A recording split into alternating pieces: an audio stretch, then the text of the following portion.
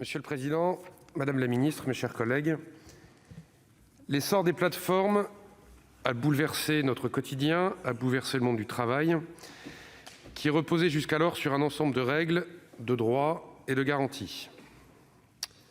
Cette nouvelle forme de travail indépendant est une source de débouchés pour plus de 200 000 personnes en France, mais pose, ça a été évoqué, de nombreux questionnements juridiques.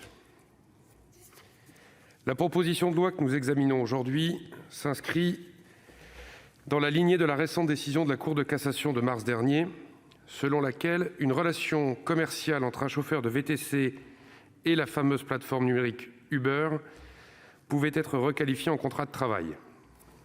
En effet, la présomption de non-salariat du travailleur indépendant peut être renversée dès lors qu'un lien de subordination juridique est établi entre l'auto-entrepreneur et le donneur d'ordre. Dans le cas d'une plateforme de VTC ou de livraison à vélo, l'impossibilité pour le travailleur d'organiser librement son activité, de rechercher sa clientèle ou l'existence d'un pouvoir de sanction démontre, dans cette situation, le caractère fictif du statut de travailleur indépendant. À partir de cette jurisprudence, le texte propose d'étendre aux travailleurs du numérique la procédure d'action de groupe issue de la loi Hamon 2014 et applicable en matière de droit de la consommation notamment. D'autre part, l'auteur propose de supprimer la présomption de non-salariat lorsque les 3/4 des revenus reposent sur l'exploitation d'un algorithme. Enfin, l'article 3 prévoit en cas de recours pour requalification en travailleur indépendant qu'il revient aux plateformes de prouver que l'algorithme n'est pas au cœur de la relation contractuelle. Si les questions de l'accès à la protection sociale et à la qualification juridique sont centrales, aucune réponse n'est vraiment idéale, tout comme la proposition de créer un statut intermédiaire rejetée par le Sénat en juin dernier.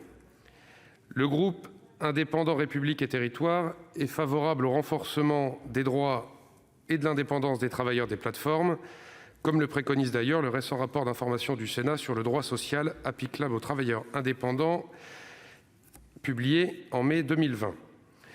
Gardons à l'esprit que cette nouvelle forme de travail, particulièrement souple et accessible, permet à des personnes éloignées de l'emploi d'avoir une source de revenus substantielle. Aussi convient-il de renforcer l'accès aux droits des travailleurs numériques, notamment à l'égard des complémentaires santé, des assurances chômage, accidents du travail et maladies professionnelles.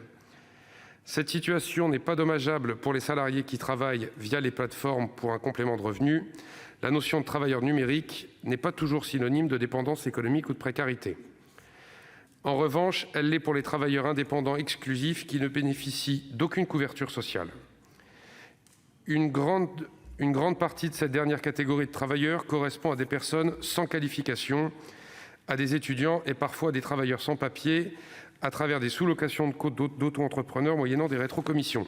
Ces dérives, elles existent et nous devons agir en apportant des solutions concrètes et ciblées, sans pour autant remettre en cause les opportunités de développement des nombreuses plateformes françaises et européennes. Merci de votre attention. Merci, cher collègue.